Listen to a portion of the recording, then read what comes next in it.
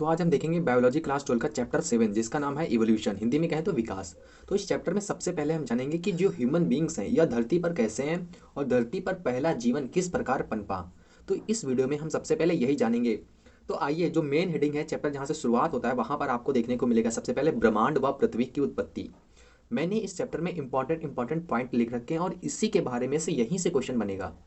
तो ज़्यादा डीप में इस चैप्टर को नहीं पढ़ेंगे क्योंकि बहुत ही ज़्यादा बोरिंग चैप्टर है और काफ़ी लेंदी चैप्टर है।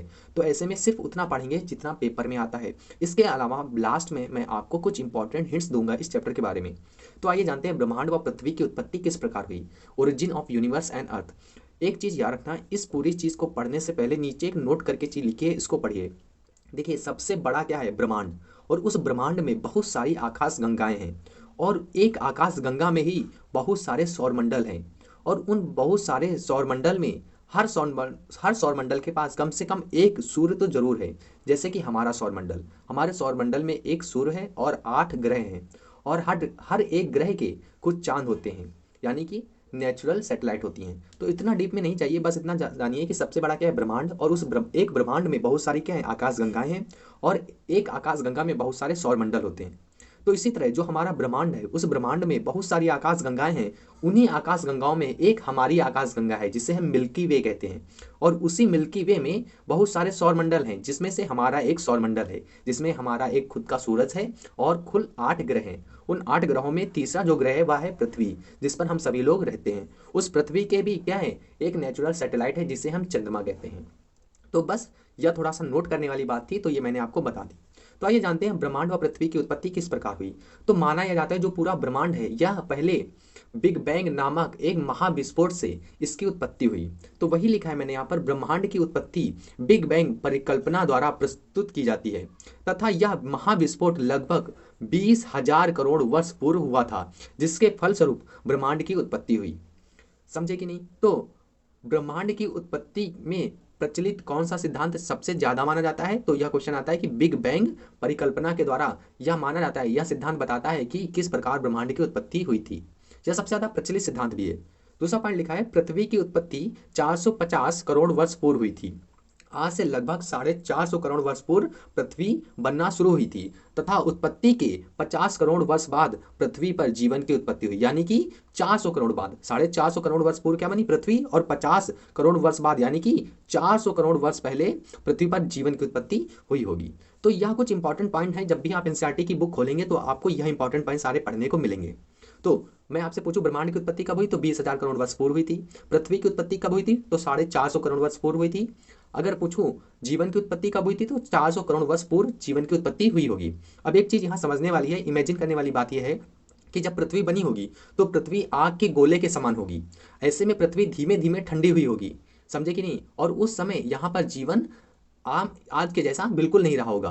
समझ रहे कि नहीं? तो यह सारी चीजें आप अपने दिमाग में बिठा के चलना, तभी आप इस चैप्टर को समझ पाएंगे। आगे देखिए, बहुत सारे लोग बताते हैं कि आखिर किस प्रकार धरती पर जीवन पनपा होगा। जिस समय धरती हमारी बनी थी उस समय यह पूरा आग का गोला था और यहाँ पर बहुत सारे ज्वालामुखी फट रहे थे, लगातार बारिश हो रही थी, बिजली कड़क रही थी। तो यह सारी चीजें लगातार हो रही थी पृथ्वी पर, लेकिन जीवन अभी भी यहाँ पर नहीं था। तो आज से लगभग 400 करोड़ वर्ष पहले पृथ्वी पर जीवन संभव, यानी कि तो आज से लगभग 400 करोड़ वर्ष पहले पृथ्वी पर जीवन आने लगा होगा। तो किस प्रकार है इसके बारे में बहुत सारे लोग अपनी राय देते हैं, वही हम जानेंगे आगे। तो जो हमारी नेक्स्ट हेडिंग रहेगी वह रहेगी जीवन की उत्पत्ति, यानी कि ओरिजिन ऑफ लाइफ। तो इसके पहले में, यानी कि पृथ्वी पर जो जीवन हुआ उसके उत्पत्ति के सिद्धांत से पहले भी बहुत सारी परिकल्पनाएं दी गई। जैसे कि 4-5 परिकल्पनाएं हैं, उन सबको आप याद कर लीजिए, ठीक है। तो सबसे पहली परिकल्पना यह मानी जाती है कि थ्योरी ऑफ स्पेशल क्रिएशन, यानी कि माना यह जाता है कि जो पृथ्वी पर जीवन आया वह किसी दैविक शक्ति की देन के कारण आया और पूरे 6 दिन में पूरे ब्रह्मांड का निर्माण हो गया। तो यही मैंने यहाँ लिखा है, पृथ्वी पर जीवन की उत्पत्ति किसी दैविक घटना के कारण हुई होगी। ऐसा भी बहुत लोग मानते हैं कि आज भी हम देखिए, हिंदू धर्म हो चाहे कोई भी धर्म हो, हर धर्म में एक भगवान होता है और यही मानते हैं कि पूरे उन्हीं भगवान ने ही पूरी धरती का निर्माण किया है, पूरे ब्रह्मांड का निर्माण किया है। तो ऐसे ही माना जाता है कि कोई भगवान आए होंगे और उन्होंने क्या कहा होगा, कोई तथास्तु जैसी चीज बोली होगी और पूरा ब्रह्मांड बन गया होगा। मानते हैं कि नहीं? तो इसी तरह हम लोग मानते हैं कि पृथ्वी पर जीवन की उत्पत्ति किसी दैविक घटना के कारण हुई। आज भी बहुत सारे लोग मानते हैं कि पृथ्वी पर जो भी जीवन है वह किसी भगवान के कारण ही हुआ है। हालांकि साइंस इसको पूरी तरह से इग्नोर करता है। तो थ्योरी ऑफ स्पेशल क्रिएशन में बस यही बताया गया है कि जीवन की उत्पत्ति धरती पर किसी दैविक घटना के कारण हुई। जो काफ़ी लोग पढ़े लिखे लोग हैं वो यह नहीं मानते हैं कि आप खुद सोचिए किसी भगवान ने कैसे पृथ्वी का निर्माण किया होगा। खैर, इतना वहाँ पर हम लोग नहीं जाएंगे और मेरा ये उद्देश्य भी नहीं है कि आप लोगों को वहाँ से भटकाना। अगला देखिए पॉइंट जो है, इसका मतलब है स्पॉन्टेनियस थ्योरी, स्वतः जननवाद सिद्धांत। इसमें यह बताया गया कि स्वतः जननवाद सिद्धांत यह कहता है कि जैसे आपने रोटी का टुकड़ा या मांस का टुकड़ा या फिर कुछ भी छिलके का टुकड़ा फेंक दिया एक जगह पर, तो कुछ दिन बाद देखिए वो सड़ने लगता है और सड़ने के बाद में उसमें कीड़े पड़ जाते हैं, पढ़ते हैं ना। तो यही है स्वतः जननवाद सिद्धांत, यानी कि जब भी रोटी का टुकड़ा, मांस का टुकड़ा या फिर कोई भी एक चीज रख दीजिए तो कुछ समय बाद वह सड़ने लगती है और सड़ने के बाद में उसमें जीवन पनप जाता है।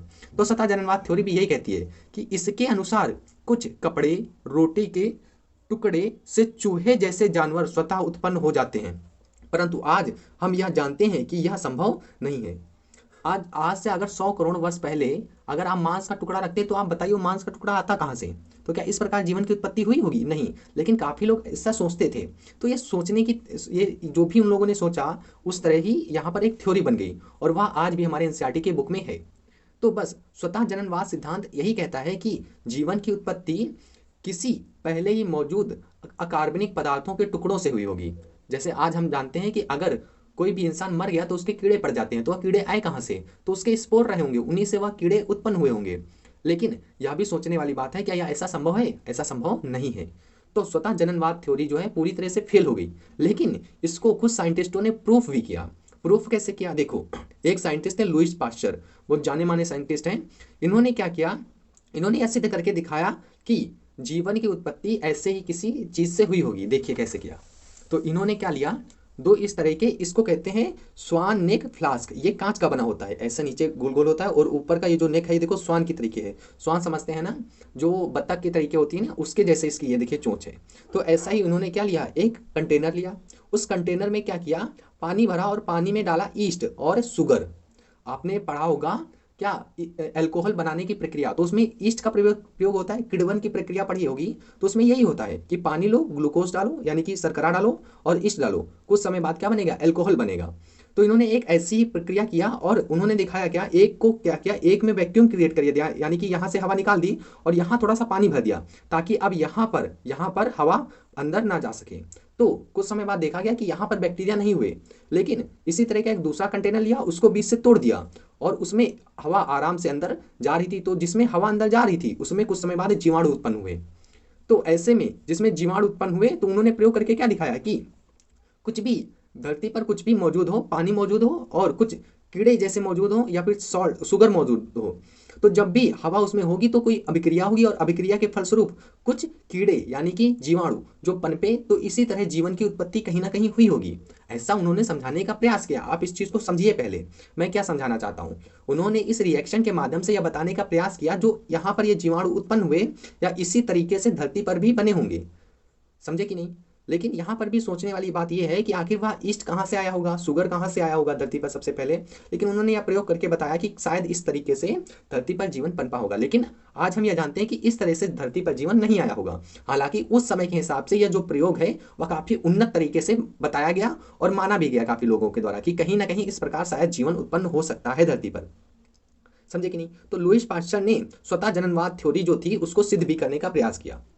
हालांकि यह थ्योरी पूरी तरीके से फेल है और आपको ये याद भी नहीं करना, लेकिन आपके जो एनसीईआरटी की बुक है उसमें दिया है, इसलिए मैं आपको यहाँ बता रहा हूँ। तो अभी तक जो मैंने आपको पिछले 8 से 9 मिनट में पढ़ाया है उसमें से इंपॉर्टेंट क्या है? तो उसमें से इंपॉर्टेंट सिर्फ यही है कि ब्रह्मांड की उत्पत्ति आज से कितने वर्ष पहले हुई, पृथ्वी की उत्पत्ति आज से कितने करोड़ वर्ष पहले हुई, पृथ्वी पर जीवन आज से लगभग कितने करोड़ वर्ष पहले हुआ और पूरे ब्रह्मांड की उत्पत्ति किस महाविस्फोट के द्वारा हुई, तो बिग बैंग नामक विस्फोट के द्वारा हुई। बस इतनी ही चीज इसमें क्या है, इंपॉर्टेंट है। इसके अलावा जो मैंने जीवन की उत्पत्ति के बारे में 2 थ्योरी बताई, थ्योरी ऑफ स्पेशल क्रिएशन और स्वतः जननवाद यानी कि स्पॉन्टेनियस थ्योरी बताई, यह दोनों थ्योरी आपसे कभी कोई नहीं पूछेगा। बस इस चैप्टर में आपके दी हैं, इसलिए मैंने आपको बता दिया।